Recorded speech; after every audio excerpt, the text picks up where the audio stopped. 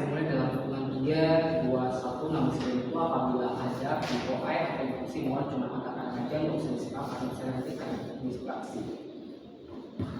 Kami berdiri di sisi di mana kesembuhan mental menjadi prioritas bukan fantasi kebahagiaan status quo semata atas kebebasan kamu dan mental health atas diagnosis sendiri tanpa melakukan jelas keterangan itu bersumber dari mana, jelasnya dan siapa mereka yang membuat hal tersebut. Sebelum itu saya juga ingin mengingatkan bahwa akan ada apabila ada juga warning dan hal-hal yang dibahas dalam debat ini yang sifatnya bahan debat.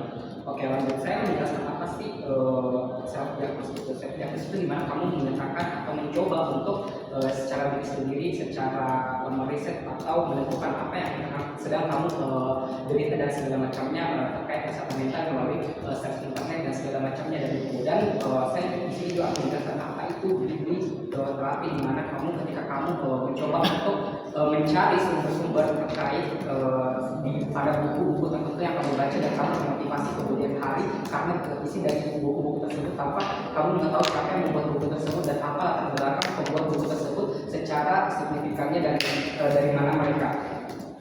Oke, posisi ini berbeda dewan ini meyakini. Tentu ini adalah keyakinan yang harus menurut kami dari perlu diperbaiki dan diluruskan kenapa ini tidak semestinya menjadi tren kemudian hari di status quo, karena ini meningkatkan mudarat yang lebih banyak dibandingkan manfaatnya sendiri.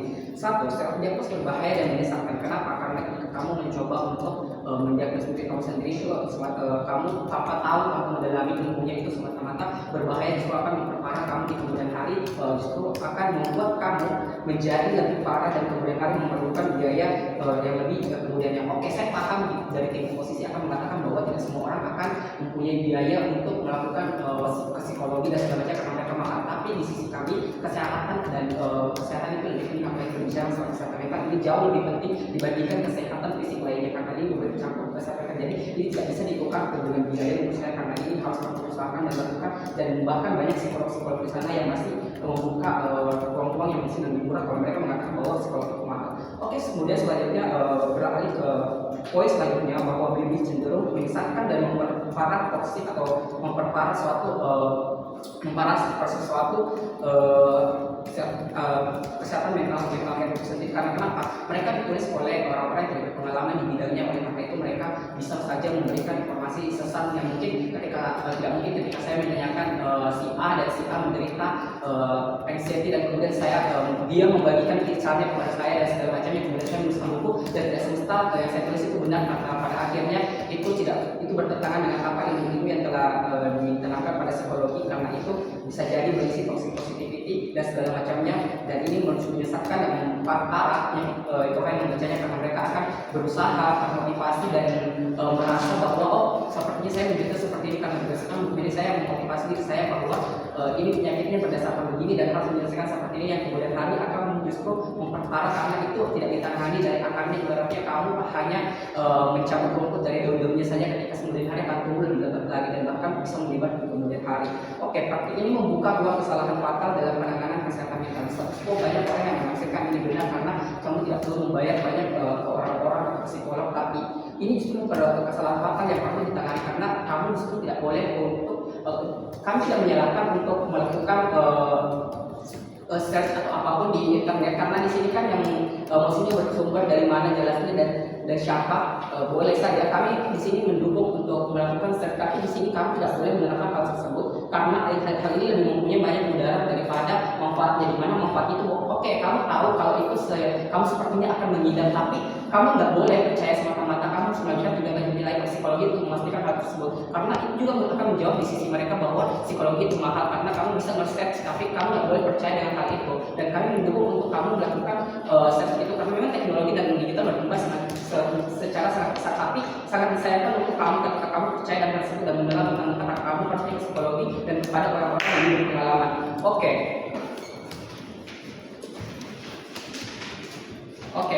Self diagnosis dan bioterapi tanpa kontrol bukan hanya tidak efektif tapi berbahaya. Mereka menyederhanakan kompleksitas tubuh dan jiwa manusia, menunda akses pada bantuan nyata dan memperparah persepsi keliru tentang kesehatan dalam bentuk apapun. Harga mati kalau berbicara kawan berpikir.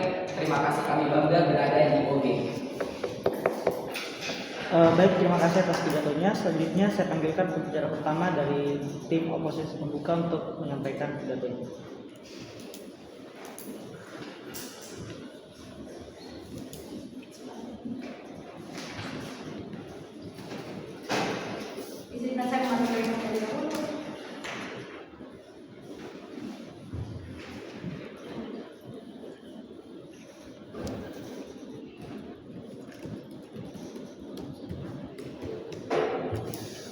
Karena bahas isu yang sangat sensitif, semua hanya memperkuat perdebatan saja, tidak bermaksud tidak merepresentasikan pendapat saya sebagai seorang pribadi. Preferensi interupsi, langsung aja angkat tangan.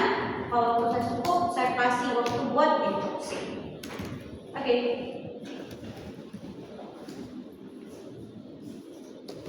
Mulai pidato dalam 3, 2, 1. Fakta bahwasanya saya dan penyintasan saya itu disorder.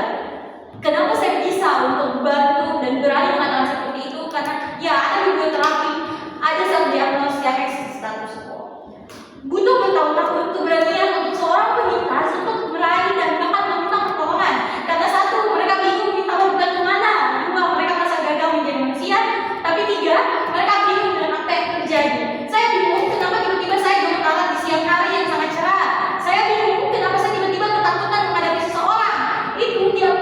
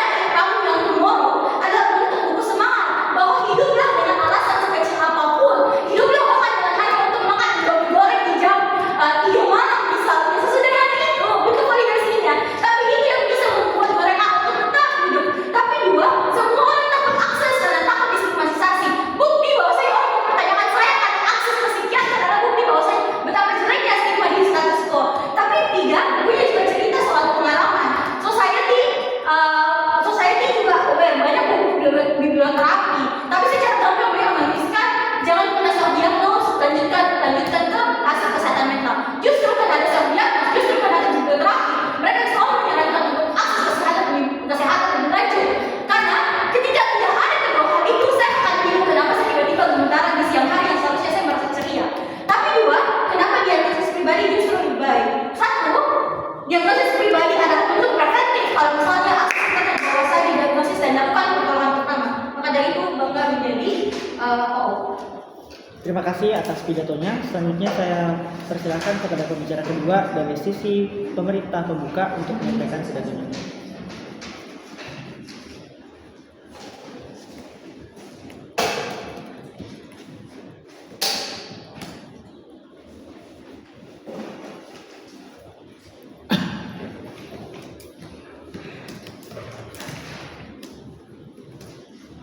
Perkenalkan, saya bisa Akbar dari Company Governance selaku pembicara kedua.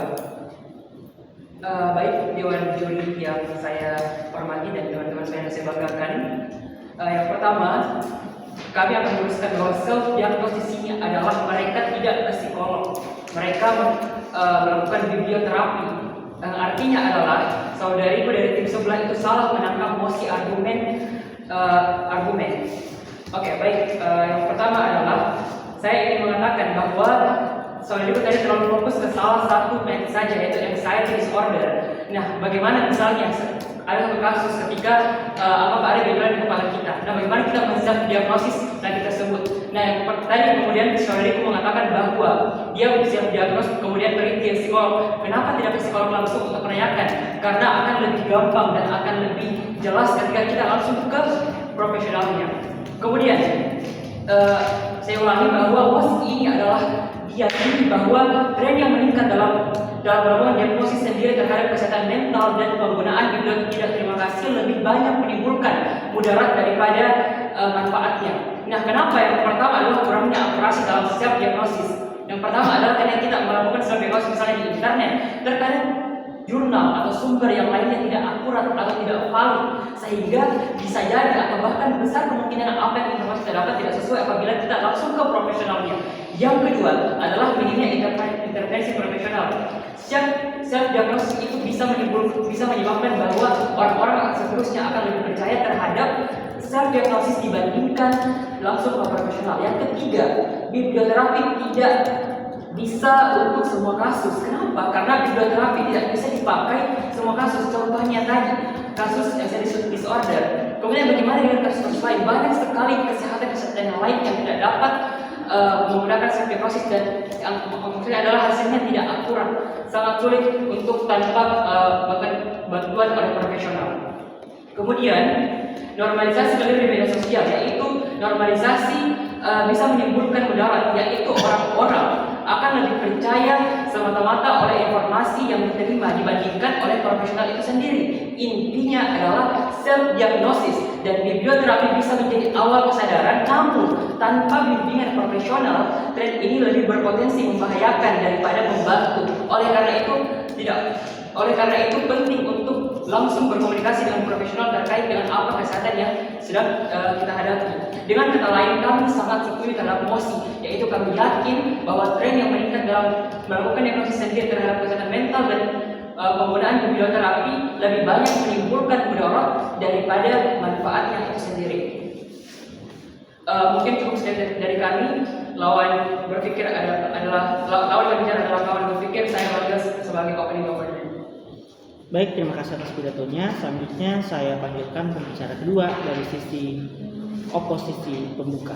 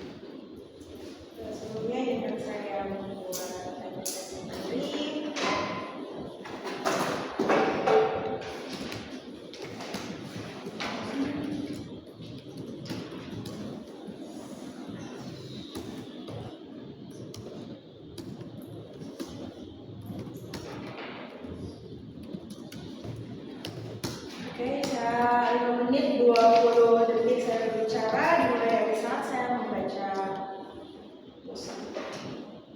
Teori ini meyakini tren yang meningkatkan dalam self diagnosis terhadap kondisi kesehatan mental dan menggunakan biblioterapi di kalangan anak muda membawa lebih banyak mudarat daripada manfaat. Pertama, saya akan menyebutkan apa yang dikatakan oleh government.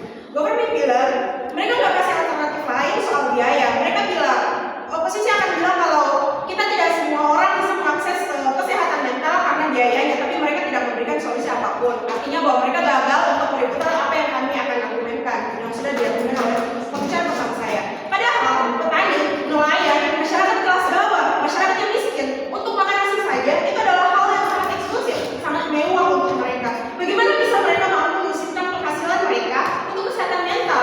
Mending mereka mengalokasikan biaya mereka untuk mendapatkan pendidikan. Dari pendidikan itu mereka mendapatkan pendidikan mengenai kesehatan mental. Itu membantu, itu sehingga itu mendukung bahwa adanya tindakan dari masyarakat itu untuk mendapatkan pendidikan yang layak. Mereka membeli buku,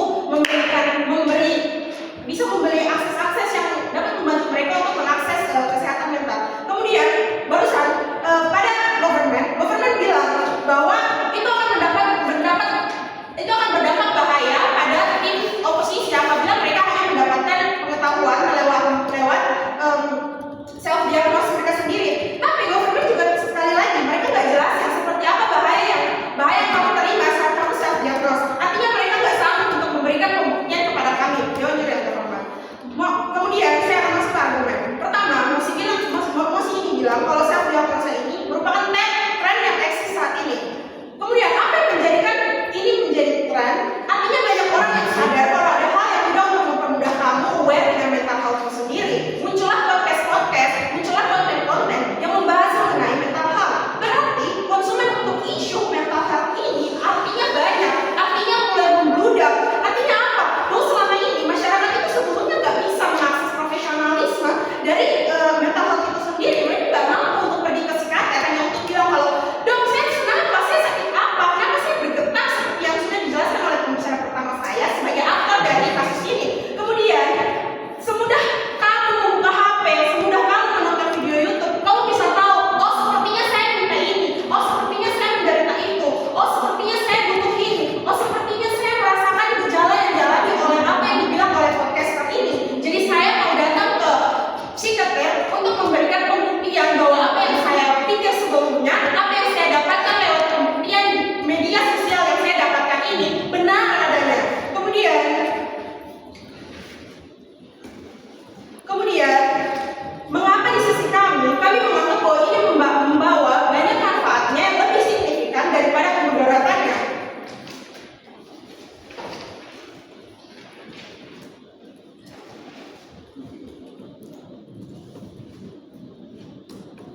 Pertama yang dijelaskan oleh speaker saya akan melanjutkan bahwa nggak semua orang itu mampu akses ke pelayanan kesehatan. Ke dokter itu mahal, seperti yang dibilang oleh government. Government mungkin bilang, oh ada BPJS, tapi biaya untuk pada status quo pemeriksaan ke psikiater itu untuk pasien dan juga untuk psikiater itu dalam satu ruangan rasionya 1:30. Apakah itu efektif? Tentu kalian bisa menjawab dengan sendirinya. Kemudian saya akan melanjutkan yang kedua, biaya konsul ke psikolog juga mahal. Mungkin bisa dibayar dalam satu kali kunjungan. Tapi apakah satu kali kunjungan itu cukup untuk mendiagnosis apa yang dialami dan juga bisa melakukan perawatan dan tindakan tata laksana yang lebih lanjut? Tentu tidak. Mungkin bisa dibayar hanya dalam satu kali kunjungan. Tapi perawatan masalah kesehatan yang ini, di mana mental health, itu nggak semudah itu. Bisa berulang kali. Bisa saja saat ini dia menderita dan diagnosis sakit ini. Tapi kunjungan kemudian dia tidak mampu menyelesaikan apa yang harusnya dirawat pada saat itu juga. Sehingga untuk self diagnosis yang dianggap buruk oleh government, kalau bukan soal self diagnosis yang orang lebih pilih untuk minum paracetamol dan tidur saja. Kalaupun buruk, ada faktor lain yang diingatkan sesama Gen Z yang mungkin yang sudah saya jelaskan sebelumnya. Ada podcaster yang pernah mengalami menjadi orang yang pernah mengalami dampak dari self diagnosis itu sendiri. Jadi dia bisa mengatasi, dia pernah ke psikolog, jadi dia bagikan kepada teman-teman agar dapat diakses lebih mudah. Mungkin hanya itu dari oposisi pembuka. Terima kasih. kasih atas pidatonya. Selanjutnya saya panggilkan pembicara untuk membuka debat penutup, saya panggilkan pembicara pertama dari CG menyampaikan pidatonya.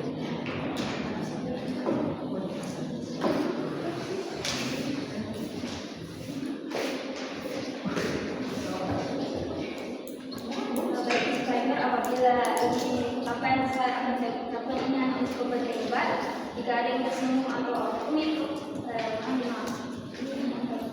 Yang di bawahnya.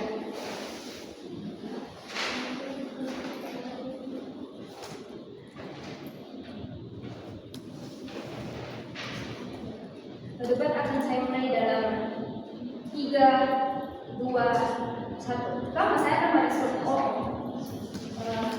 walaupun apa yang dikatakan itu benar seperti validasi tadi untuk menenangkan rasa kekhawatiran,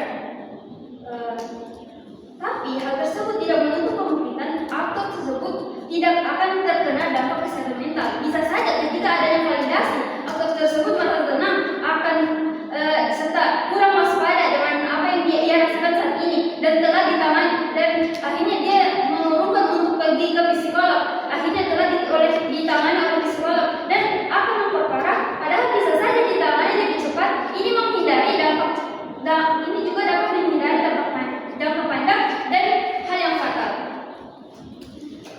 Adapun kita ini berbicara tentang mental health, namun saya akan membuktikan bahwa dengan bahwa tren tersebut dapat membawa lebih banyak mudarat daripada manfaat. Yang pertama, memperparah kesehatan mental. Dibanding menyembuhkan kesehatan mental dengan validasi tersebut, menenangkan hal tersebut, justru hal ini dapat memperparah kesehatan mental.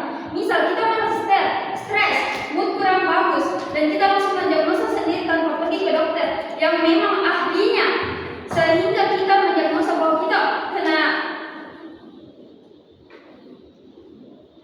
ke dokter yang memang ahlinya, sehingga kita mendiagnosa bahwa kita mendiagnosa diri kita sendiri sebagai mungkin kena demensia atas merasa stres dan mood kurang bagus, pokoknya tidak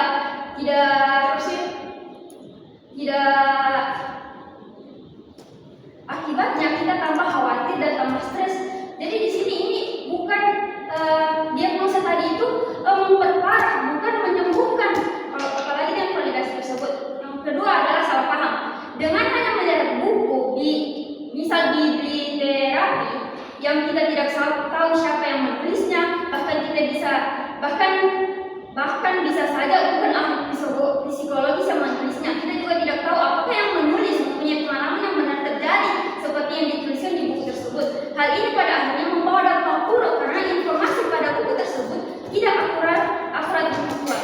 Dari dampak yang saya sebutkan tadi akan menimbulkan dampak-dampak lain seperti apabila kesehatan mental tambah parah dan tidak ditangani oleh psikolog secepatnya. Hal ini akan menyebabkan pembiayaan lebih mahal karena kondisi kesehatannya lebih parah dari sebelum yang dia menunda untuk pergi ke psikolog, serta bisa berakibat fatal hingga gangguan jiwa yang tidak bisa dihindari. Adapun kalau jika yang dikhawatirkan oleh OO adalah biaya, ada alternatif yang disediakan oleh BPJS untuk membantu hal itu. Adapun juga justru di sini peran pemerintah untuk melindungi warga negara dari kesehatan mental yang tidak baik. Di sini pemerintah harus melakukan regulasi, sosialisasi, seminar dan dengan bekerjasama dengan kampus, sekolah agar hal ini bisa dihindari dan dapat ditangani secepatnya apabila terjadi di kalangan anak muda.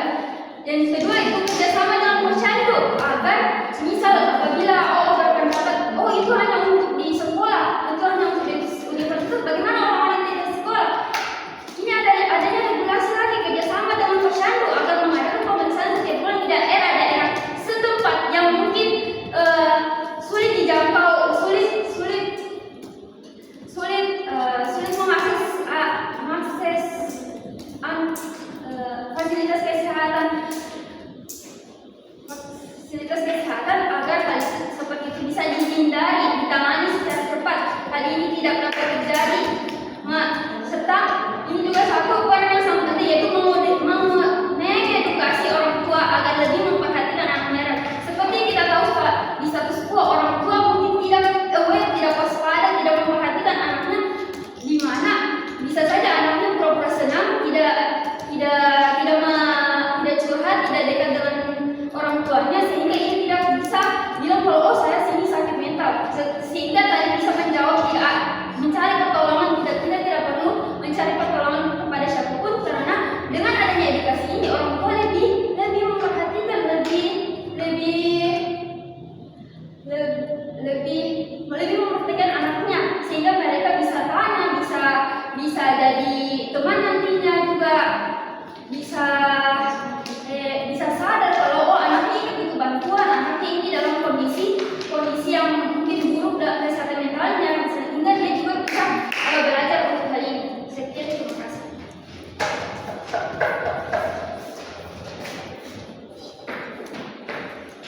Baik, selanjutnya saya panggilkan pembicara pertama dari sisi oposisi penuntut.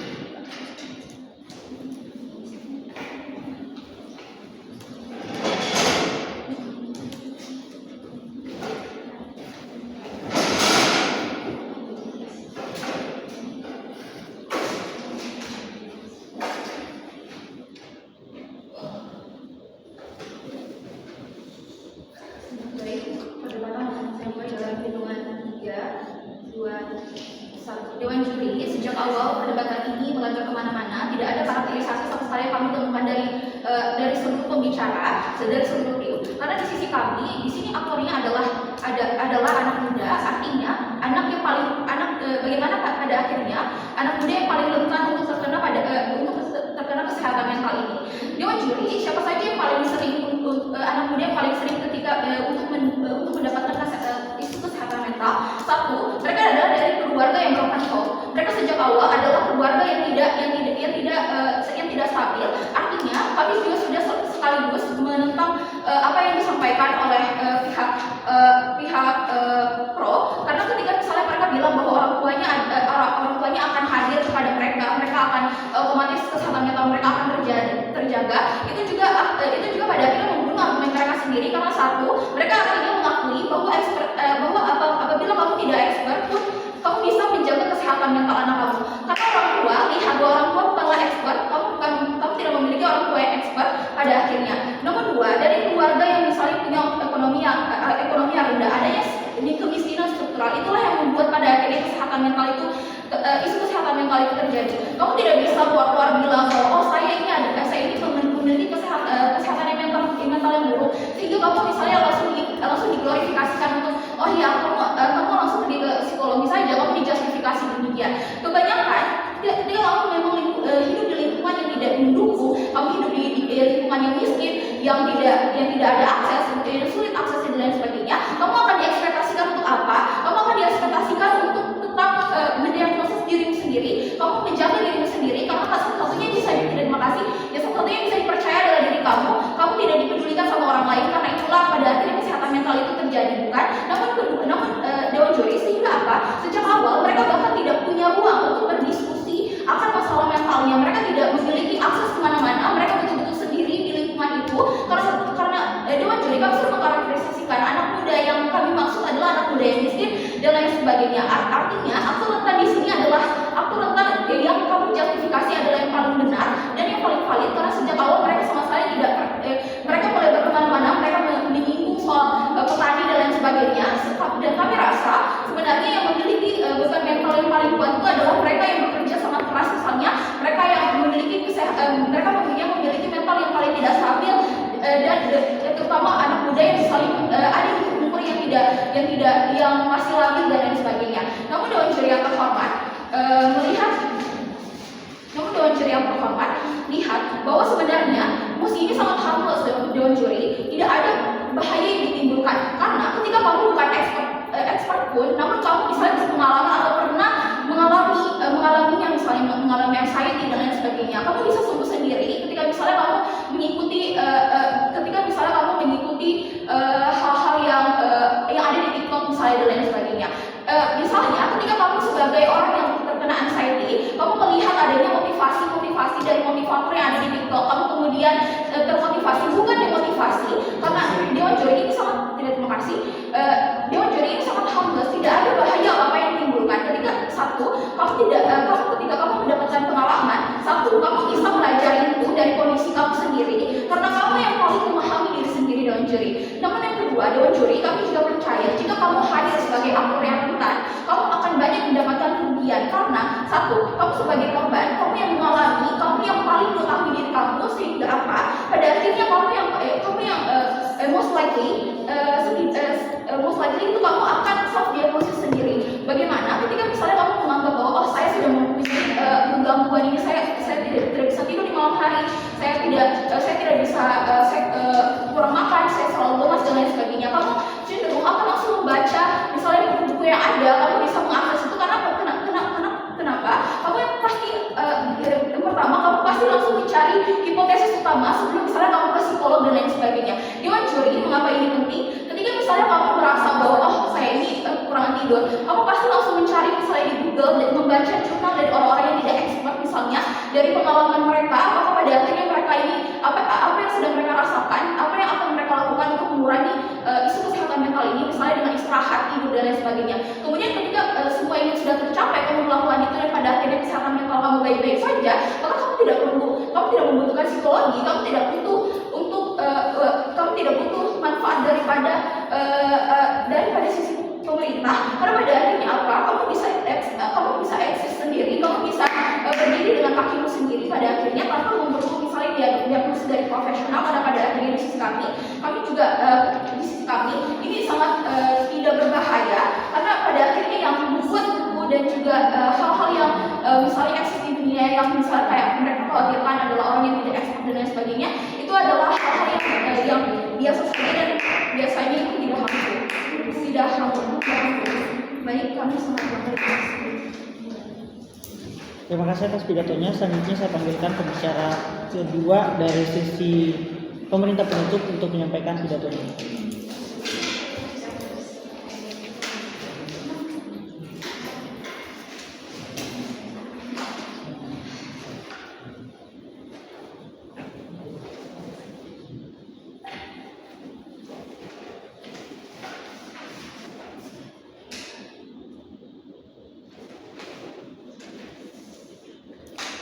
Disclaimer, hal-hal yang saya sebutkan hanya pembentukan debat, tidak ada kesalahan.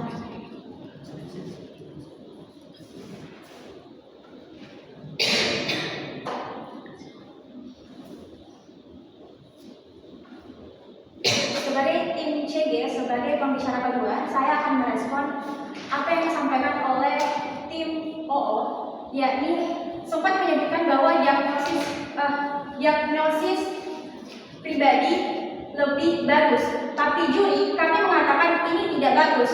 Dan posisi OO pembicara kedua tadi juga menyebutkan bahwa dengan mengakses YouTube kita bisa lebih tahu. Mengapa kami mengatakan ini tidak bagus? Yang pertama, karena resiko atau dampak diagnosis secara mandiri tidak akan akurat. Anak muda yang melakukan diagnosis sendiri bisa saja menggunakan AI seperti ChatGPT. Mengapa saya mengatakan ChatGPT? Karena ChatGPT inilah yang lagi marak pada saat ini. Seringkali mendapatkan informasi yang tidak akurat. Bahkan untuk mengakses informasi yang lainnya pun belum tentu benar-benar akurat dan tidak ada sumber serta bukti yang diberikan. Yang kedua, potensi ketergantungan pada teknologi. Mengapa hal ini terjadi? Hal ini terjadi bisa saja sebagai pengganti interaksi manusia yang harusnya ke dokter, tapi lebih mengutamakan teknologi dan lebih percaya pada teknologi. Selanjutnya, adanya keterbatasan dalam menangani kompleksitas AI dapat sepenuhnya menggantikan dinamika emosional kompleks. Dukungan empati yang mendalam dan interaksi sosial yang dimiliki manusia, meskipun AI dapat merespon secara cepat, tetapi AI tidak memiliki pemahaman yang valid secara medis. Karena bagaimanapun AI adalah kecerdasan buatan, bukan ahli psikologi.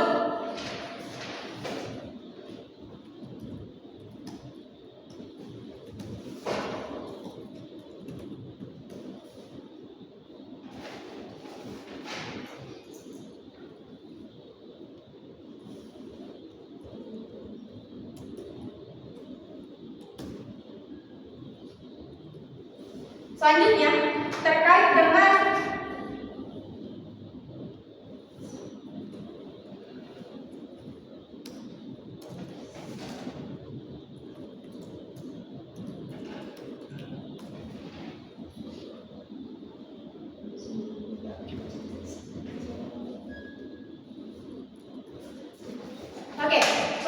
seperti yang kita tahu, banyak kalangan anak muda mengalami kesehatan mental yang tidak stabil. Apabila kita membiarkan tren ini terjadi, apabila kita membiarkan tren seperti ini kita akan kehilangan anak muda yang berakal sehat secara mental, karena kasus seperti ini dapat ditangani secara cepat. Nah, disinilah peran pemerintah yang sempat dijelaskan oleh pembicara pertama saya, yaitu mengedukasi orang tua untuk lebih memperhatikan anaknya.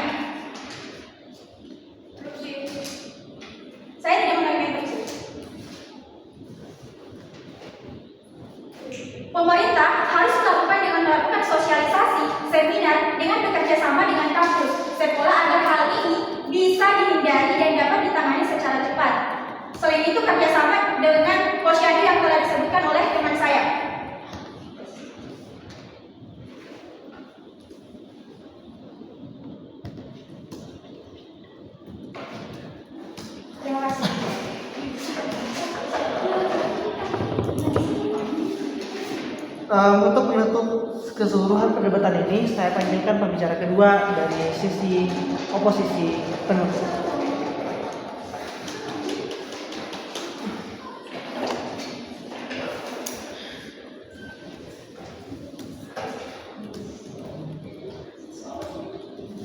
Disclaimer sebelum mulai debatnya karena itu masih cukup sensitif, jadi segala hal yang saya katakan hanya untuk kepentingan debat nanti. Mulai dalam hitungan mundur 3, 2, 1. Juri, kami rasa tim Pro adalah kedua tim Pro, entah Pro 1 dan Pro 2 adalah peran sangat jahat di dalam debat ini. Bayangkan kamu adalah angkatan yang misalnya dalam hal ekonomi kamu sangat kurang, tidak bisa akses psikolog dan lain sebagainya, tapi oleh sisi mereka kedua-duanya bilang bahwa ya kamu harus tetap pergi ke psikolog, kamu dipaksa untuk ke psikolog padahal kamu tidak punya daya untuk ke situ dewan juri. Dan pun sadari mereka katakan dan tidak ada solusi yang lebih konkret dari sisi mereka. Apa yang membuat aku rentan pada dunia mereka itu bisa mengakses psikolog ketika ya memang faktanya kamu butuh uang yang banyak untuk mengakses mereka. Oleh karena itu mereka adalah akan sangat jahat dalam debat ini. Oleh karena itu mereka berdua dari debat ini. Tapi kami rasa tim Pro 2, tim kontra, mari ke kontra 2 dulu. Mereka katakan bahwa mereka katakan bahwa pada akhirnya orang tua itu mau diajari pada sisi mereka. Padahal mereka sendiri bilang bahwa pada akhirnya kita butuh orang yang expert. Lantas hal yang harus dipertanyakan adalah orang tua adalah orang yang expert. Sehingga apa kepentingan mereka untuk mengajari orang tua pada sisi mereka? Oleh karena itu semua argumentasi mereka itu tidak benar sama sekali. Tapi juri, kami rasa mengapa kontribusi dari oposisi penutup pada akhirnya akan jauh lebih besar dalam debat ini. Juri sadari, kamilah yang pada akhirnya memberikan argumentasi yang lebih penting dalam debat ini karena kamilah yang jelaskan kepada Anda secara spesifik manfaat apa yang akan dirasakan oleh aktor yang di-mention secara eksplisit dalam mosi ini, yaitu anak muda. Kami satu-satunya tim yang mengkarakterisasi aktor ini adalah OVO dalam debat ini. Oleh karena itu argumentasi kami lebih penting pada akhirnya. Tapi juri, mari bahas kenapa kami jauh lebih superior dibandingkan oposisi pembuka dalam debat ini. Mereka itu hanya berani untuk main di base skenario mereka saja. Mereka tidak pernah jelaskan pada akhirnya bahwa memang akan ada kemungkinan bahwa self diagnosis itu akan berdampak buruk dan lain sebagainya akan kami jelaskan. Inilah kontribusi yang akan kami berikan dalam debat ini. Dan pun juri, mereka juga tidak pernah menjelaskan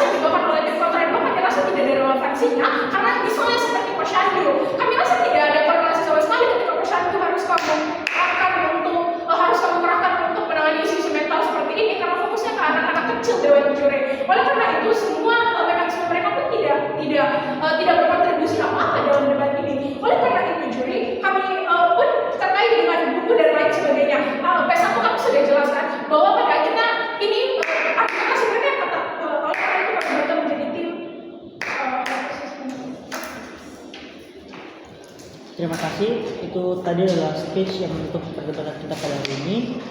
Mungkin teman-teman bisa menunggu sampai LO memanggil kalian. Nunggunya nggak usah jauh-jauh ya guys. Jangan dipanggilnya.